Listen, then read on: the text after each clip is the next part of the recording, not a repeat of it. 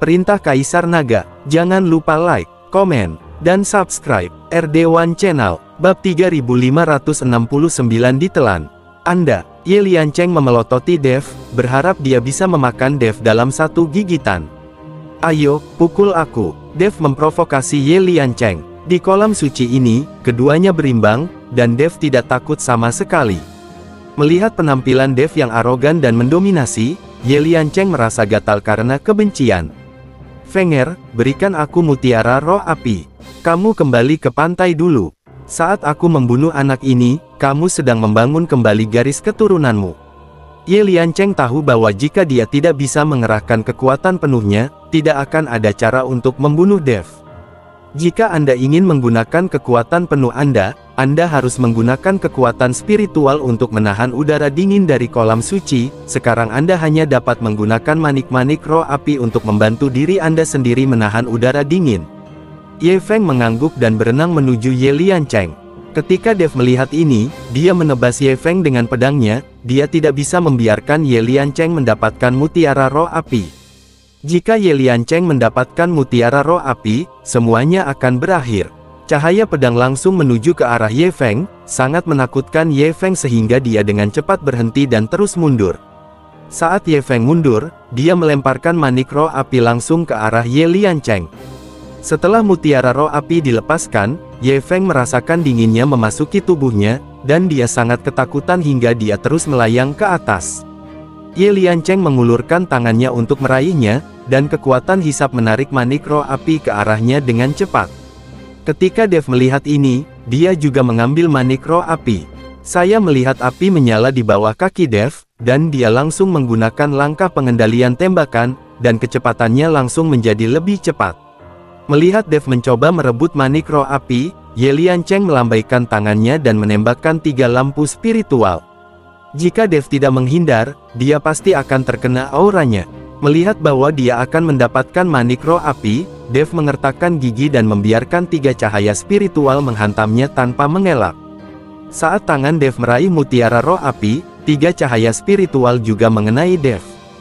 Gemuruh keras, air di kolam suci terus mengalir, dan Dev langsung terlempar. Serahkan mutiara roh api. Ketika Ye Liancheng melihat Dev telah memperoleh manik roh api, dia meraung dan bergegas. Dev mengatur napasnya, tersenyum pada Ye Liancheng, lalu membuka mulutnya dan menelan mutiara roh api. Melihat Dev memakan mutiara roh api, Ye Liancheng sangat marah. Tanpa bola roh api, putranya tidak akan bisa memasuki kolam suci untuk membangun kembali garis keturunannya. Pergi ke neraka. Ye Liancheng meraung marah dan menamparkan telapak tangan yang menakutkan. Dengan telapak tangan ini, Ye Liancheng menggunakan seluruh kekuatan spiritualnya dan bahkan tidak lagi menahan udara dingin dari kolam suci.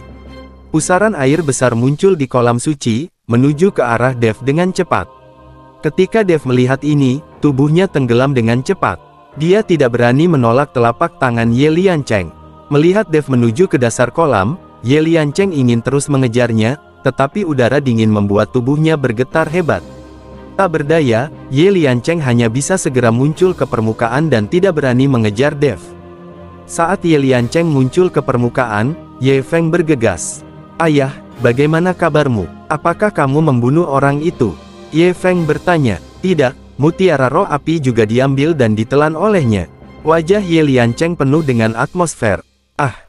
Ye Feng tertegun, lalu apa yang harus saya lakukan? Tanpa mutiara roh api, bagaimana saya bisa membentuk kembali garis keturunan? Jangan khawatir, aku di sini untuk menjaganya. Aku tidak percaya dia tidak akan pernah keluar. Begitu dia menunjukkan kepalanya, aku akan membunuhnya dan mengeluarkan mutiara roh api dari perutnya. Ye Liancheng menghibur Ye Feng. Ye Feng mengangguk dan hanya bisa menunggu. Saat ini, suara perkelahian di keluarga Ye telah berhenti. Seng Busi dan Seng Jiayue diselamatkan, dan anggota keluarga Seng juga dievakuasi. Iblis San Gui Lao dan yang lainnya juga mundur. Awalnya mereka ingin mencari Dev, tapi Seng Busi membujuk mereka untuk meninggalkan keluarga Ye. Namun, mereka tidak kembali ke keluarga Seng, tetapi menemukan tempat di Yecheng untuk menunggu kabar tentang Dev. Jika tidak ada berita tentang Dev untuk waktu yang lama, mereka akan masuk ke keluarga Ye lagi. Bab 3570, Batu Perbaikan Langit. Di kolam suci, Dev terus tenggelam ke bawah dengan mutiara roh api di tubuhnya. Dev akan baik-baik saja bahkan jika dia tidak menggunakan api aslinya. Namun segera, Dev merasakan dengungan di lautan kesadarannya, dan udara dingin di kolam suci menghilang. Namun yang terjadi adalah tekanan yang tiada habisnya. Dev merasakan tulangnya patah di sekujur tubuhnya, dan seluruh tubuhnya seperti tertekan. Dev buru-buru mengaktifkan tubuh emasnya yang tidak bisa dihancurkan dan mampu menahan tekanan dari kolam suci. Aneh sekali, kok ada kendala berbeda di kolam suci ini? Dev sangat bingung. Namun, Dev terus menyelam ke bawah, tetapi kolam suci itu sepertinya tidak terbatas dan tidak memiliki dasar sama sekali. Dev sendiri tidak tahu sudah berapa lama dia tenggelam, dan dia tidak bisa mendeteksinya dengan kesadaran spiritualnya. Dev sekarang merasa seolah-olah dia mengambang di alam semesta gelap tak berujung. Kesepian itu menakutkan. Tuan Dev, Tuan Dev. Suara Zeyan terdengar. Baru pada saat itulah Dev kembali sadar dari kesepian yang tak ada habisnya. Tuan Dev, kesadaran Anda terjebak dan melayang tak bergerak. Zeyan berkata pada Dev. Apa, selama ini aku tidak bergerak? Wajah Dev sangat terkejut, dia mengira dia telah menyelam. Itu tidak bergerak, rasanya sangat aneh di kolam suci ini. Tuan Dev, sebaiknya Anda lebih memperhatikan. Zeyan mengingatkan Dev. Kepala Dev berkeringat dingin saat ini. Jika Zeyan tidak membangunkannya, Dev akan melayang di sini selamanya. Itu akan terlalu menakutkan. Dev segera bangun, lalu menahan napas dan berkonsentrasi untuk menyelam ke bawah. Segera, sedimen muncul di depan Dev, membuktikan bahwa dasar kolam telah tiba. Ketika Dev menginjak dasar kolam, dia akhirnya merasakan perasaan kokoh di hatinya. Dev melihat sekeliling dan menemukan bola cahaya tidak jauh dari sana. Melihat cahaya terang itu, hati Dev sangat bahagia. Alangkah baiknya jika ada harta karun di dasar kolam. Dev perlahan berjalan menuju cahaya. Ketika Dev mendekat, dia menemukan bahwa itu adalah sepotong batu giok yang memancarkan cahaya. Dan di sekitar batu giok, ada tirai tipis yang menutupi batu giok. Batu giok ini seukuran telapak tangan, dan aura yang dipancarkannya sangat aneh. Tepat ketika Dev mengulurkan tangan untuk mengambil batu giok itu, telapak tangannya melewati layar cahaya, dan batu giok itu tiba-tiba memancarkan cahaya keemasan yang menyilaukan. Dalam cahaya keemasan, sosok pria perlahan muncul. Orang-orang yang berani-berani memata-matai batuku yang memperbaiki langit. Pria itu berwajah dingin dan menatap Dev dengan dingin, suaranya seperti bel yang keras, yang membuat kesadaran Dev menjadi kesurupan. Dev segera mengambil kembali tangannya dan menatap pria itu dengan tenang, matanya penuh dengan keserakahan. Batu pengolah langit, apakah ini batu peri? Dev bertanya pada pria itu. Huff, kamu adalah biksu tingkat pertama di alam kesengsaraan. Mengapa kamu menanyakan begitu banyak pertanyaan? Ini adalah batu abadi, tetapi tidak berguna bagimu. Datanglah ke sini saat kamu naik menuju keabadian. Mata pria itu penuh penghinaan. Merasakan tatapan menghina pria itu, Dev mencibir dan berkata, kamu hanyalah jiwa yang tersisa sekarang, bahkan bukan jiwa yang tersisa, kamu hanya dapat dianggap sebagai sisa. Kamu masih meremehkanku. Aku akan mengambil batu pengolah langit hari ini. Apa yang bisa kamu lakukan padaku? Dev tidak takut pada pria ini, orang ini mungkin sudah lama meninggal dan meninggalkan sisa pemikiran di sini untuk menakut-nakuti orang. Dev tidak akan membiarkan dia menakutinya dengan mudah. Saya melihat Dev meraihnya dengan satu telapak tangan, tidak mempedulikan pria itu sama sekali. Dan telapak tangan Dev benar-benar menembus tubuh pria itu. Anak bodoh, mati! Pria itu berteriak dengan marah, dan batu yang memperbaiki langit itu mekar dengan ribuan sinar cemerlang. 10.000 sinar cahaya ini seperti pedang tajam, datang langsung ke arah Dev. Bab 3571 Tiga Ramuan Batin. Air di kolam suci mulai mendidih, dan sinar cahaya membelah air, membuat gelombang gemuruh. Dev tiba-tiba menyusut kesakitan, dan kemudian mundur dengan kecepatan yang sangat cepat. Tidak peduli seberapa cepat Dev, dia masih terkena beberapa sinar cahaya.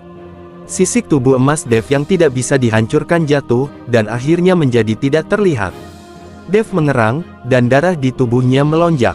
Tuan Dev, apakah Anda baik-baik saja? Zeyan bertanya dengan prihatin. Aku baik-baik saja, orang ini terlalu kuat. Dev mengerutkan kening dan berkata, Huff, Biarpun aku memiliki sisa pemikiran, itu bukanlah sesuatu yang bisa kamu, sebagai anak kelas 1 di alam kesengsaraan, bisa atasi. Tetapi tubuhmu cukup kuat, dan kamu baik-baik saja bahkan ketika kamu diserang. Pria itu sangat mengagumi tubuh Dev. Dev tidak berbicara, dia hanya menatap pria itu dan batu pengolah langit tidak jauh dari situ. Meskipun Dev ingin mendapatkannya, dia bukanlah tandingan pria itu. Tuan Dev, karena Anda tidak bisa mendapatkan batu pengolah langit, Anda dapat berlatih di dasar kolam suci ini dan menyerap nafas dari batu pengolah langit.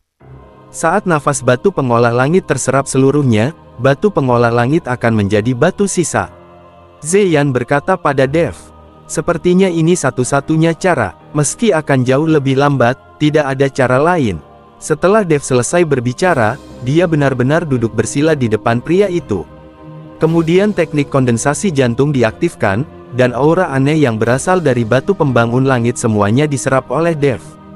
Pria itu sangat terkejut saat melihat Dev mampu menyerap nafas di batu pengolah langit. Bagaimana mungkin? Kamu hanyalah seorang biksu muda di alam kesengsaraan. Bagaimana kamu bisa menyerap nafas dari batu pengolah langit yang halus? Pria itu bertanya dengan kaget. Teknikku bisa menghaluskan segala sesuatu, jadi nafas dari batu pembengkok langitmu bukanlah apa-apa.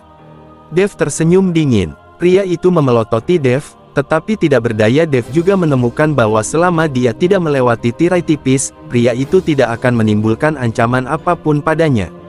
Dev dapat dengan aman dan berani menyerap nafas dari batu pembangun langit.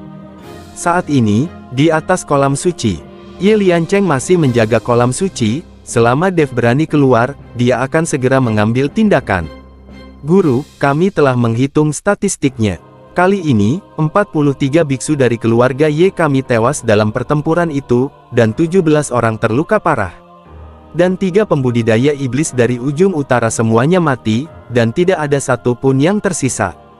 Tetua Agung berjalan ke arah Ye Liancheng dan berkata dengan ekspresi berat. Ye Liancheng sedikit menyipitkan matanya, orang-orang pemberani dari keluarga Seng ini akan membunuh keluarga Seng segera setelah aku membunuh anak yang masuk ke kolam suci. Puan, ketiga pembudidaya iblis itu mati, tetapi mereka meninggalkan benda ini. Tetua Agung membuka tangannya, dan ada 3 ramuan dalam berwarna merah di tangannya, dan 3 ramuan dalam memancarkan aura panas. Ramuan batin, apakah ini yang ditinggalkan oleh ketiga pembudidaya iblis setelah kematian mereka? Ye Liancheng bertanya dengan kaget. Ya, saya menemukannya dari tubuh ketiga pembudidaya iblis setelah mereka mati. Tetua Agung itu mengangguk. Ketika Ye Liancheng mendengar ini, dia tertawa terbahak-bahak. Dia mengerti apa yang dimaksud oleh sesepuh agung itu. Lagi pula para penggarap iblis ini sudah mati, jadi tidak apa-apa untuk menjarah mereka. Dengan 3 ramuan batin ini, aku tidak mengerti bagaimana anak itu bisa melarikan diri. Ye Liancheng mengambil 3 ramuan dalam dan langsung menelannya. Setelah menelan ramuan dalam, tubuh Ye Liancheng memancarkan gelombang panas. Setelah merasakan rasa panas di tubuhnya, Ye Liancheng melompat ke kolam suci dengan letupan. Karena dia tidak harus menahan udara dingin di kolam suci, Ye Liancheng menyelam lebih cepat. Ye Liancheng dipenuhi amarah. Dia berpikir selama dia melihat Dev, dia pasti akan membunuh Dev tanpa ampun. Bersambung.